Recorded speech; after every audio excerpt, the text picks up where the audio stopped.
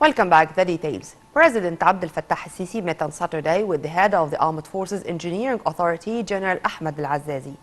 Presidential spokesperson, Councillor Ahmed Fahmy, said the meeting tackled the executive situation of a number of national mega projects affiliated to the authority nationwide and to follow up their pace of work and schedules.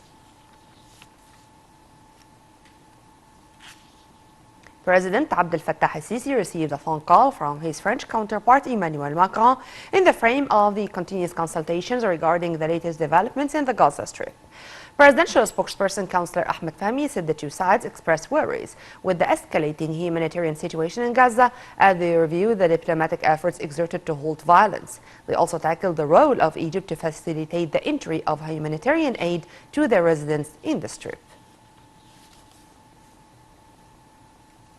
Meanwhile, President Abdel Fattah al-Sisi and Turkish Foreign Minister Hakan Fidan affirmed on Saturday the importance of securing urgent, safe and humanitarian aid access to the Gaza Strip. This came during the President's meeting with the Turkish Foreign Minister in Cairo.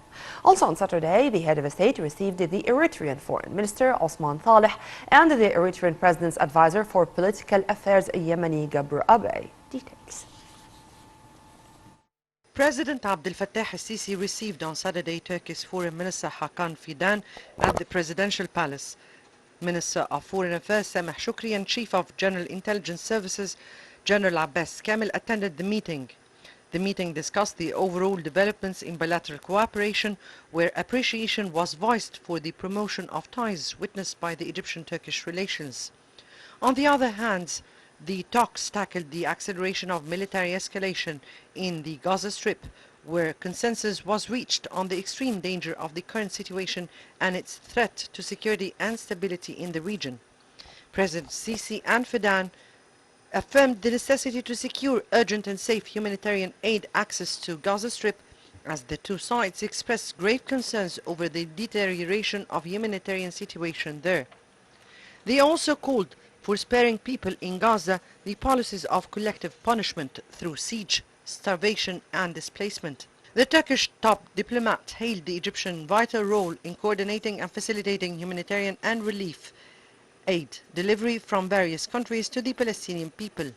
President Sisi and Fidan called for a just and comprehensive settlement of the Palestinian cause in order to push forward a radical and permanent solution to the current exacerbated conditions.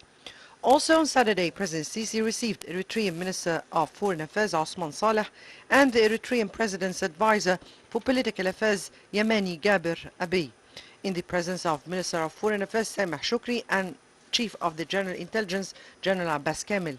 During the meeting, President Sisi received a written message from his Eritrean counterpart Isaias Afwerki on means of promoting bilateral ties in various domains in light of the distinguished bilateral relations. In the message, the Eritrean president underlined the importance of intensifying coordination and consultation in light of ongoing regional developments and challenges. The meeting tackled the latest regional and international developments of mutual concerns, especially with regards to the coordination in Sudan and the Horn of Africa. President Sisi underscored the necessity of promoting cooperation and joint projects in various development fronts. After holding intensive talks, Foreign Minister Sameh Shukri held a joint press conference with visiting Turkish counterpart Hakan Fidan as Egypt top diplomat hailed the deeply rooted ties that bind the two nations and stressed that they benefit both sides and realize positive impacts on the regional security and stability. Here are more details with Nile TV's correspondent Riham Morsi. Turkish Foreign Minister Hakan Fidan is on a two-day official visit to Egypt, the first visit for him as Foreign Minister. Fidan earlier in the day met with President Abdel Fattah al-Sisi and Foreign Minister Sameh Shukri, where they discussed Gaza and Egyptian-Turkish relations in depth. Both foreign ministers focused mainly on how to get drastically needed aid to the Gaza Strip. The Turks, along with many international partners, have sent in planes with aid through Al Arish Airport. Foreign Minister Shukri stated through the press conference that they are in constant contact with the Israelis to allow the aid in through the Rafah crossing and allowed for a humanitarian corridor. He stated that this is the #1 priority for Egypt. Both Shukri and Fidan stressed that the only way to guarantee that the violence ends and does not recur is to stop illegal settlements and go back to the two-state solution.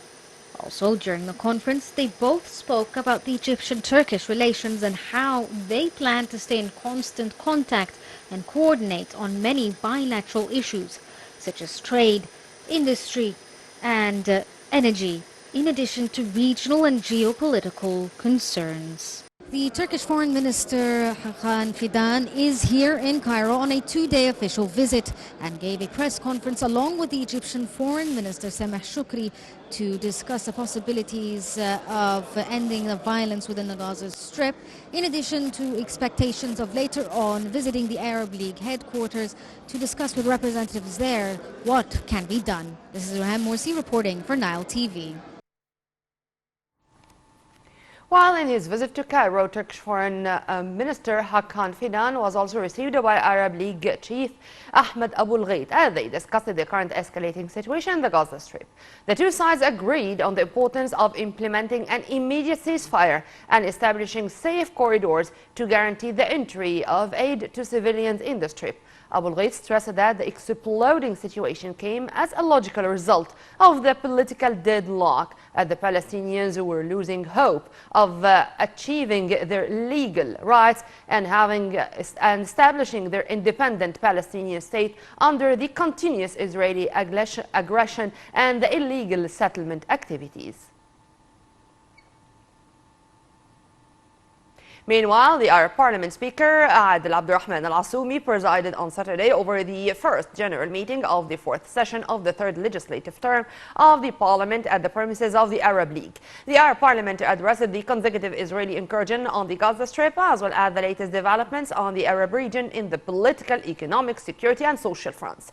In his word, Al-Assoumi said that the region has recently witnessed serious developments over the Israeli occupation violations against the unarmed Palestinian civilians, holding Israel responsible for the current conditions in the Palestinian territories. He added that urgent Arab action is needed to bolster support for central issue of the Palestinian cause throughout the region. Addressing the meeting, the Arab Parliament chief called on the international community to stand up for its role to stop the Israeli aggression according to international law. Al-Assoumi also pointed to the insistence of the occupation authorities on forcing displacement of Palestinians in the Gaza Strip, describing what's happening as a war crime. Also on Saturday, Foreign Minister Sameh Shukri and his German counterpart Annalena Baerbock held talks in Cairo on the deteriorating humanitarian situation in Gaza amid the ongoing war in the occupied territories. Ambassador Ahmed Abu Zaid, the spokesperson of the Foreign Ministry, said both top diplomats stressed the necessity of immediate cessation of escalation. Shukri renewed Egypt's full rejection to the Israeli military calls to Gaza residents and the UN and international representatives in the Strip to evacuate their homes and head towards south, stressing that this measure is a grave violation of the international humanitarian rules and will risk the lives of more than 1 million Palestinians and their families of staying without shelter, facing dangerous and harsh humanitarian and security conditions. The Egyptian top diplomat also demanded the UN Security Council as well as other active international powers to shoulder the responsibility to stop these measures, put an end to the bloodshed and to the suffering of the innocent people. On the grounds, convoys of the National Alliance for Development Work and Decent Life agencies, which included around 106 containers fully loaded with humanitarian aids, headed to Gaza Strip in an attempt to alleviate the sufferings of the Palestinian people after the Israeli brutal blockade and aggression against the enclave. This came upon directives of President Abdel Fattah al-Sisi to afford immediate support to the Palestinian people there. Meanwhile, international aid groups and major powers have pleaded with Israel to set up safe zones and corridors in Gaza, where thousands struggled Saturday to get out of the north of the Palestinian territory under threat of attack. In response, thousands continued on Saturday to pack buses, cars, and even donkey carts, and even fled on foot to escape, while others have gathered around a border crossing into Egypt.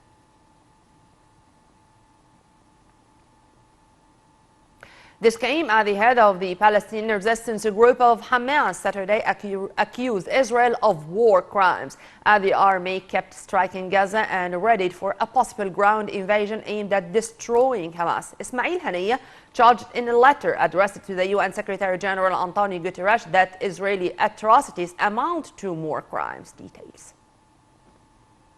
Palestinians struggled Saturday to flee from areas of Gaza targeted by the Israeli military while grappling with growing water and medical supply shortage ahead of an expected land offensive a week after Hamas' bloody wide-ranging attack into Israel.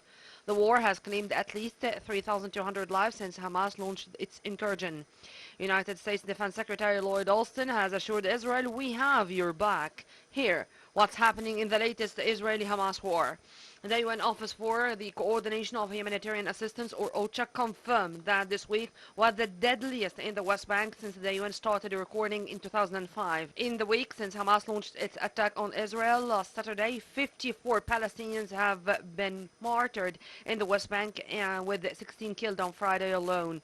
The UN says attacks by Israeli illegal settlers have surged there since the assault. The military wing of Hamas says 9 hostages, including 4 foreigners, were killed over the past 24 hours as a result of the Israeli bombardment of the Gaza Strip.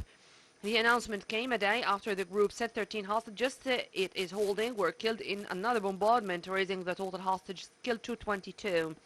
The UN Agency for Palestinian Refugees is calling on Israeli authorities to protect all civilians sheltering at the agency's premises across the Gaza Strip, including those in northern Gaza and in Gaza City. UNRWA said that despite the order to evacuate more than 1 million people from the northern parts of the Gaza Strip and Gaza City to the south, many people, particularly pregnant women, children, older people, and people with disabilities, will not be able to flee the area. UNRWA said its shelters in Gaza and northern Gaza are not safe anymore. This is unprecedented. The UN Children's Agency is calling for an immediate ceasefire and the humanitarian access into the Gaza Strip, saying hundreds of thousands of children and their families have started fleeing northern Gaza. UNICEF said children and families in Gaza have particularly run out of food, water, electricity, medicine, and safe access to hospitals following days of hostilities. And Saudi Arabia called on urgent meeting of foreign ministers from the Organization of Islamic Cooperation, a 57-member bloc of Muslim countries. The OIC said in a statement on Saturday that the meeting will address the escalating military situation in Gaza and its environs, as well as the deteriorating conditions that endanger the lives of civilians and the overall security and stability of the region. The meeting will take place on Wednesday in Jeddah.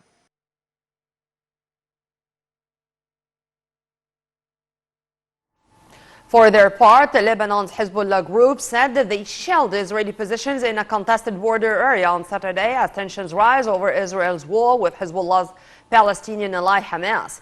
Hezbollah and other Palestinian factions in Lebanon have exchanged cross-border fire with Israel since Hamas' surprise attack on Israel on the 7th of October. Israel has traded fire